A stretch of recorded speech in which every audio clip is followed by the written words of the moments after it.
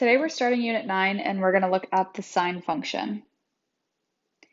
So you can graph the sine function in radians or degrees. We're going to specifically be using radians unless degrees is specified. So previously we've been working on the unit circle. Here's the unit circle. And in my little note here, it says when one counterclockwise rotation has been completed, the point has moved 360 degrees or 2 pi around the coordinate plane. So if the angle starts here and it moves around the coordinate plane in this direction, once it makes one full rotation, we can call that 360 degrees.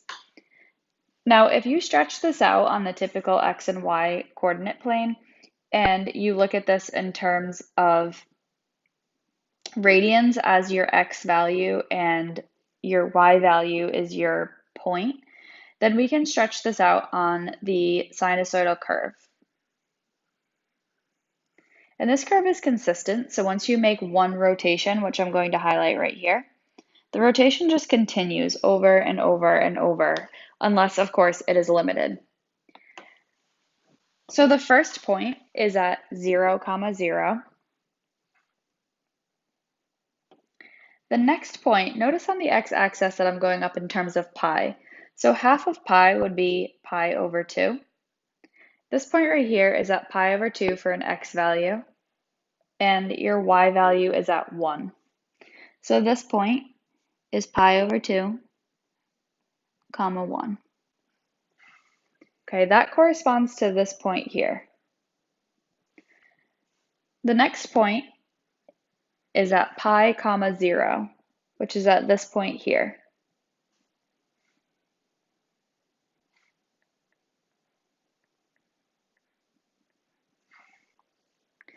The next ordered pair is in between pi and 2 pi, so that would be 1.5 or 3 pi over 2, which is this point here.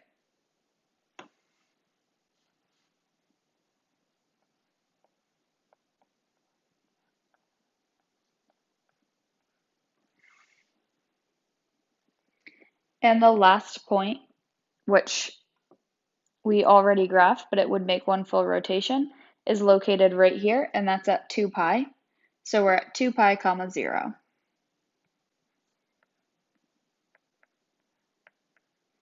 And let me highlight that one rotation again. We start at 0, we go up, we come down to a low point, and we come back to 0, of which that curve would start to repeat. So these points are pulled right from the unit circle.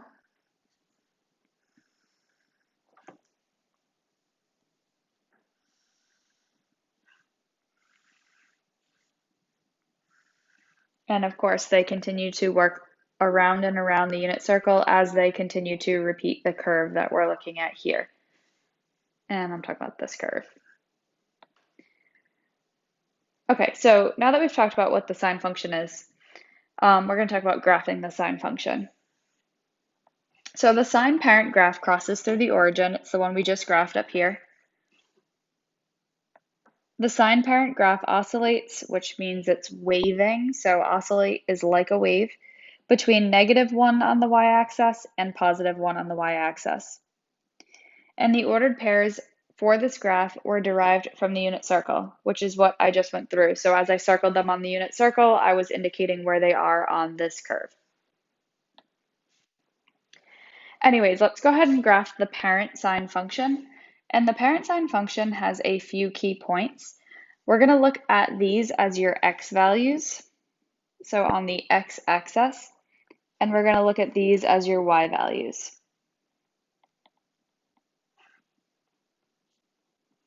So when x is equal to 0, y equals sine of theta, or theta is equal to 0 as well.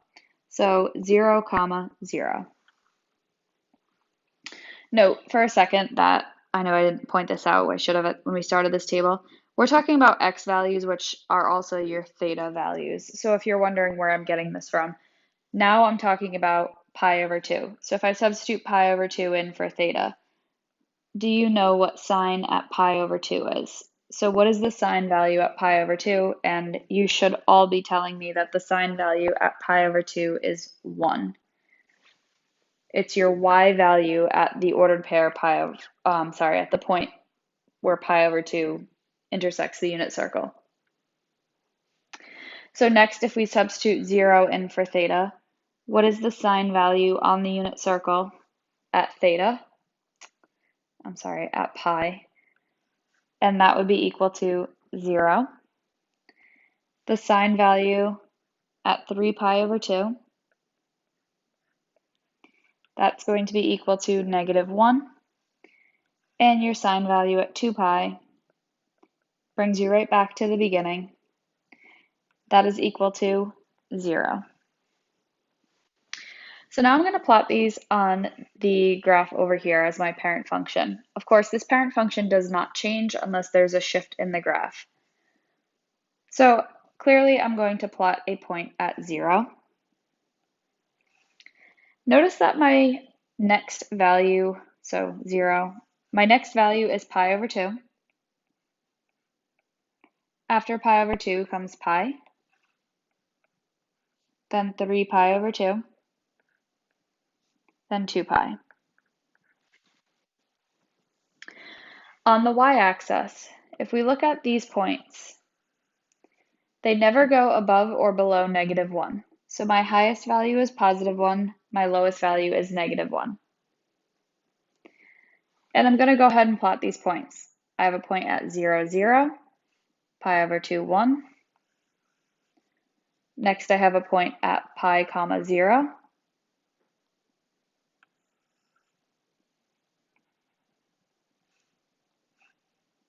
Next, I have a point at 3 pi over 2, -1.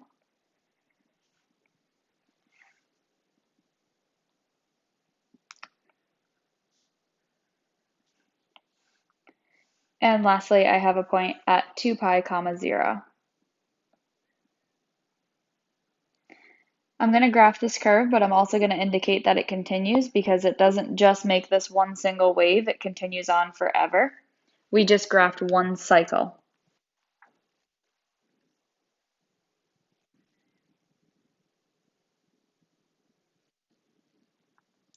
All right, before I move on to the next section, I'm just going to point out a couple of important parts.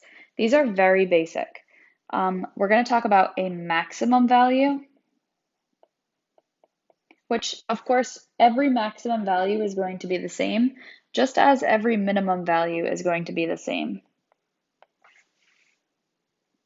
The reason why I say that it's going to be the same is because if you look at the whole graph, you can see that you have multiple maximum values, but they all occur at the same y value. That would be, in this case, 1. And then you're going to have multiple minimum values, and in this case, it's -1. So if we scroll to the next example section, it says key parts of the sine graph. Identify the maximum and minimum value domain range and the midline of each graph. So we haven't talked about midline yet, but the midline is exactly like it sounds. So the midline cuts directly through the graph. What line divides this graph equally into two parts? Or in other words, what line could you fold the graph in half on and it overlaps itself? So this line right here in example 1 that I highlighted in purple is your midline. And the midline is always going to be written as y equals, and in this case it's y equals 0. Right here I have a max value, and I have my minimum value.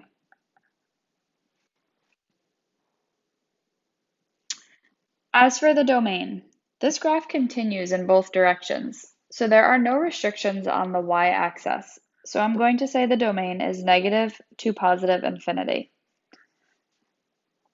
However, this graph hits a maximum value at 0.5 and a minimum value at -0.5, and it's going to continue. I know you can't see that graph, but it does continue following the same exact wave that it's been doing. So the range indicates that it never goes above or below 0.5. And I'm using square brackets because we can include those points. They are closed points on the curve.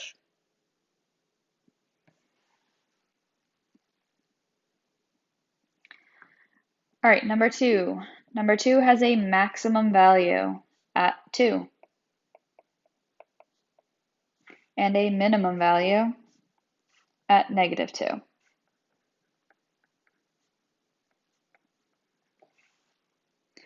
This graph continues in both directions, left and right, forever, so your domain is negative to positive infinity.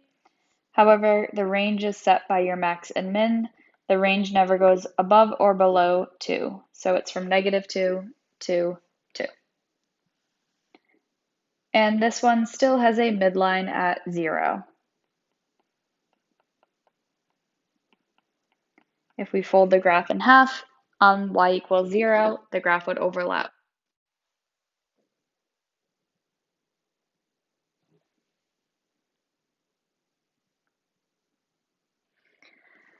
Next, we're talking about different parts of these graphs. So just like when we graph with transformations, there are different things that tell you if we're shifting the graph left, right, up, down, reflections, stretching, shrinking, etc. So sine, cosine, and tangent graphs are slightly different, but they do still have some common traits between the three of them. So your standard form is y equals a times sine of b times theta minus h plus k. So your A value is considered what we call amplitude, and we'll talk about that in a second. The B value is called your period. And then H and K are still your left or right shifts, but we're actually not talking about those today. We're just going to be talking about amplitude and period.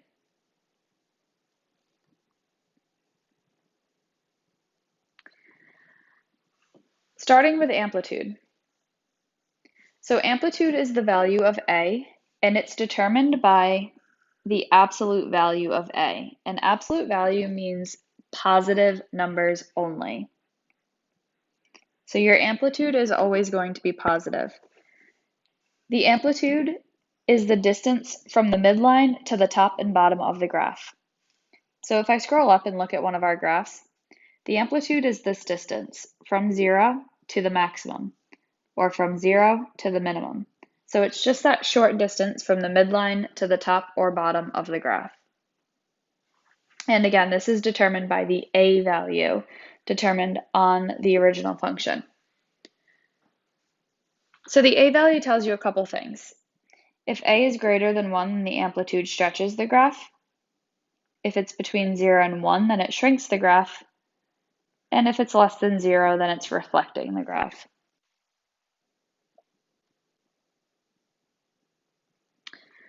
Besides from the amplitude, we need to look at the period today. So the period is determined by 2 pi over b. So you're using the b value, but you're also substituting it into this equation. The period of the function is the interval needed for the function to complete one cycle. So if we look up here at one of our examples, one cycle means that the graph starts at 0, goes up, comes down, comes back to its starting point. This here, between its starting point and its ending point to create a cycle, that's called the period. So this part right here, it's the amount of time it takes to create one single cycle. When graphing, you divide the period into fourths to identify the increment of which the interval increases by. So let's say the period is pi. Sorry.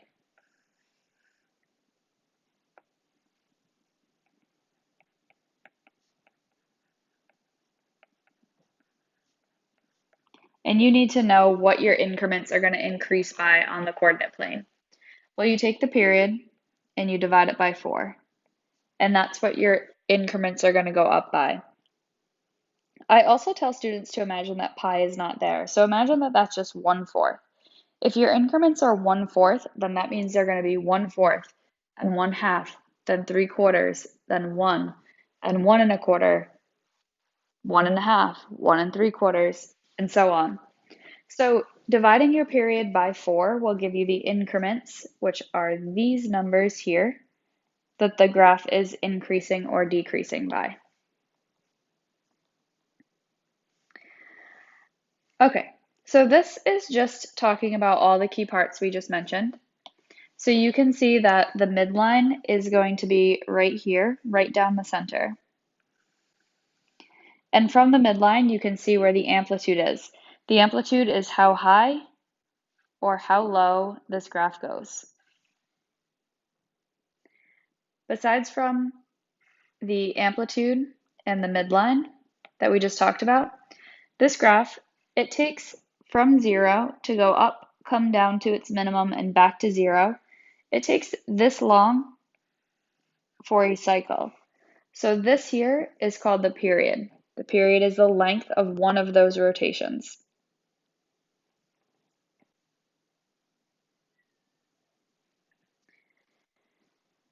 Example set 3 is just asking us to identify the amplitude and period. Given the functions, we do not need to graph them. We're just using our A and B values. So recall that the amplitude is always going to be found by the absolute value of the A term. And the A term is this number here. So in example 1, the amplitude is the absolute value of 3, which the absolute value of 3 is 3. The amplitude will always be a positive number. The period is found by using the equation 2 pi divided by b.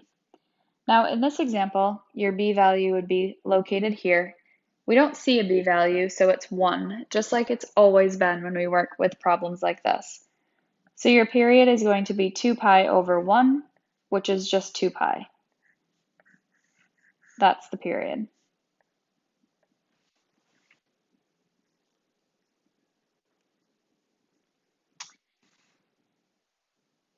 Number 2.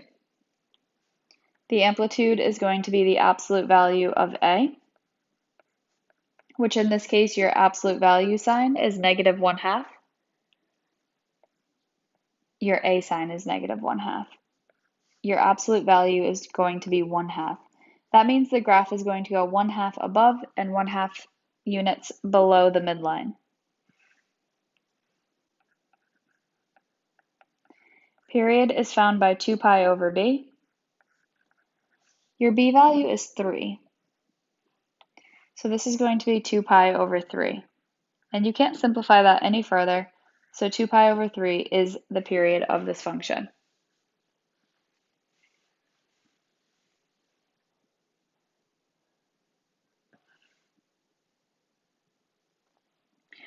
Now that we've practiced finding amplitude and period, let's go on to graphing some basic functions. So recall that the parent function is going to be the same as what we went over on the first page, but your amplitude and period might change. So in that case, we're just going to graph each one of these from scratch. Number 1, or both of them, say to find the amplitude and period of a function, then graph one cycle of the function. We're going to identify the range, domain, range, and midline. So the amplitude is always going to be your value of A, and in this case, the amplitude is the absolute value of 2, or 2. That tells us that the graph is going to go up to 2 and down to negative 2. The period is going to be found by 2 pi over b, which in this example is 2 pi over 1, or just 2 pi. So remember from the directions when we first talked about this, in order to find the increments, we're going to divide that number by 4. So we know that one full cycle is going to happen between 0 and 2 pi, but we need all these other lines in the middle. So if we do this off to the side, we have 2 pi over 4. 2 pi over 4 simplifies to pi over 2, which means the increments are going up by pi over 2. Or you can say 1/2, and if you know it goes up by 1/2, you would have 1/2 comma 1 comma 3 over 2, and then 2, and so on. So think to yourself basic fractions, but when you write them on your graph, we're going to write them as pi over 2. 1 would just be pi, 3 pi over 2, or 3 over 2, and then 2. It's a sine function, so we're going to start at 0. We go up to 2, 1 or pi, 3 pi over 2, 2 pi. Now, if you don't know where these points are, just think back to your unit circle. So think, okay, if I substitute pi over 2 into my function, which is 2 times sine of theta, where is that going to be on the unit circle? So where is sine of pi over 2? Where is sine of pi? So think about those basic terms and you'll be able to just graph these functions.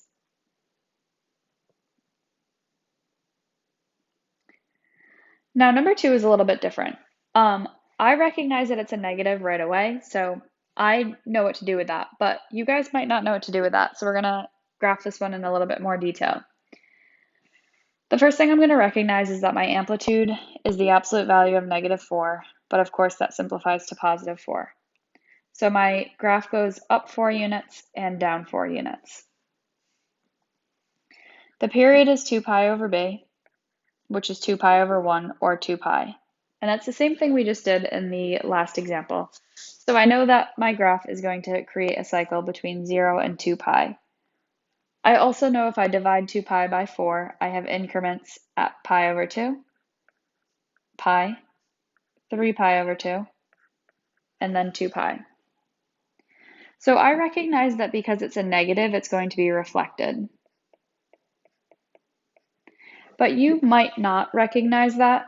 So I'm just going to think, let's take a look at pi over 2. And I'm going to write this off and then I'm going to erase it.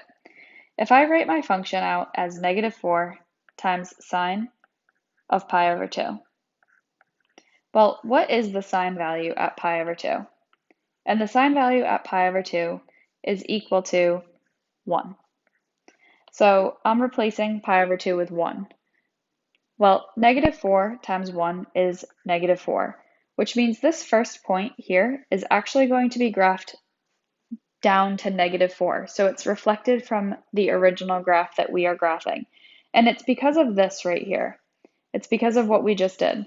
So you find your sine value, but you're multiplying it by that amplitude, and that amplitude is telling you to reflect it down to -4 first. So the next point would then be at 0.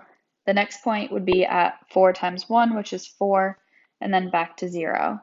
So our graph just looks like it has been reflected across the x-axis, but it's still one full cycle of the sine curve.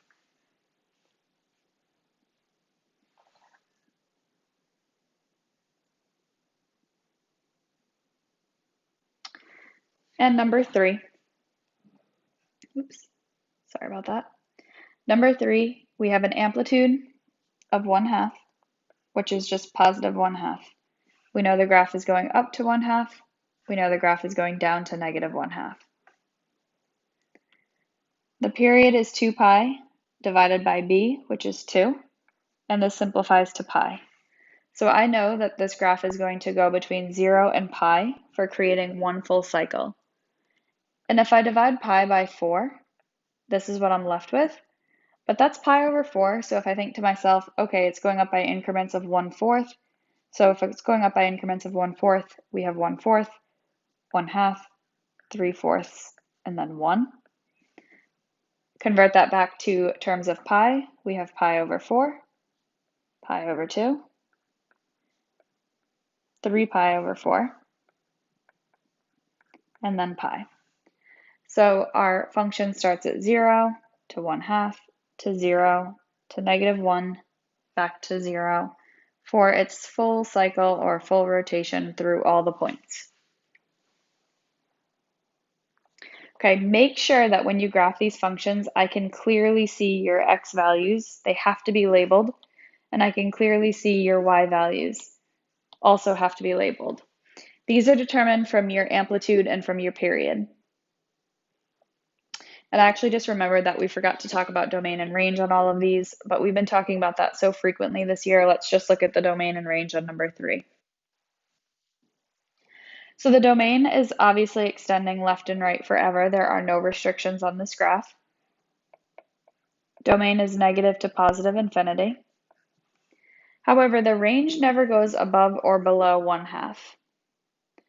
So the range is going to be between -1/2 and +1/2. with square brackets because those points are included. For the last section of the notes, we're asked to use the given information to write an appropriate function. Now recall that the sine function is always going to be a times sine and then times b of theta if you have a b value. We're looking at just this part here. So your a value is your amplitude and your b value will help you with the period. But no matter what, you're going to have to find your a and b value. So in this equation that I just wrote, you absolutely have to find your a and your b value. So right here, it says that the amplitude is 2 and that a is greater than 0. That's telling you your a value right there. Remember that the amplitude is always going to be a positive number, no matter what. So amplitude of 2 doesn't tell us if it's going to be positive 2 or negative 2. But this part right here telling us that a is greater than 0 specifically tells us that the amplitude is going to be positive 2. And that's how you know that. It's from this second part. So it's from the part that says a is greater than 0. So for this first part, you definitely need both pieces, the amplitude and the value of a. Make sure you clearly see that. So a in this case is equal to positive 2. I'm going to make a note of that. We need to remember that for our final answer. Now the period, it tells us that the period is 2 pi. Okay, but we previously knew the formula for the period is 2 pi over b. So if it's telling us that the period is 2 pi, replace the period with 2 pi, leave this equation, and solve for b. So I am replacing where I previously wrote period as 2 pi because we know that the period is 2 pi. But we also know that we found this from 2 pi over b. And then you're going to solve for b. So you're working backwards. You're using what you already know the answer is, and you're using the equation to solve for your b value. So some of you can probably see this in your head, but to solve for it, you would add multiply both sides by b, leaving you with b times 2 pi equals 2 pi. And then you would divide both sides by 2 pi. And by doing this, you eliminate 2 pi on both sides, leaving you with a b value of 1. So once you find your a and your b value, you can write your final answer as 2 times sine of 1 times theta. And this is your final answer.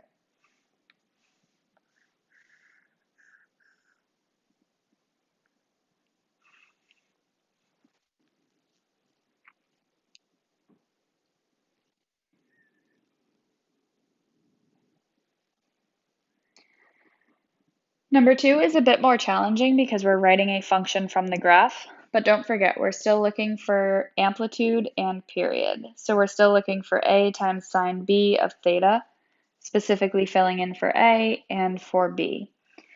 Now your a value is your amplitude, and that's how high up or how high down the graph goes. So in this case, your amplitude is 1/2. Now I see that it goes 1/2 above the graph and 1/2 below the graph, but the fact that it starts at 0 and it heads up tells us that it's going to be a positive a value. So your amplitude in this case is 1/2 or 0.5. And it's because it starts by facing or going up. If it was going to be a negative value, this graph would be reflected across the x-axis like this one that we did. So notice how this one starts by going down instead of up. So let's just compare. This one starts at 0 and goes up. This one starts at 0 and goes down. That's your difference between positive or negative a values. Okay, so we know our a value. Our b value is determined by one full cycle. So how long does it take this graph to go up, down, and come back to 0? And this is the length of a cycle.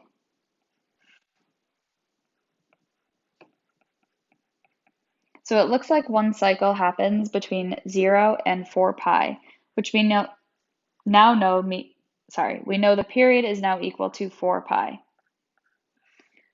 We're going to work backwards. We know that 4 pi can be set equal to 2 pi over b. And solve for b. Multiply b by both sides. B times 4 pi is equal to 2 pi. Divide both sides by 4 pi.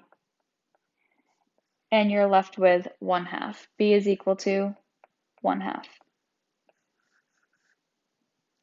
So now that you have your a value and your b value, you can write your final function as 1/2 times sine of 1/2 times theta.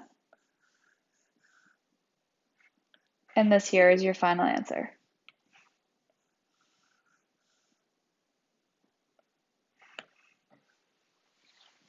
Okay, that's it for today's notes. So please email me if you have any questions, and I'll be live later this class if you want to jump on to see any more examples.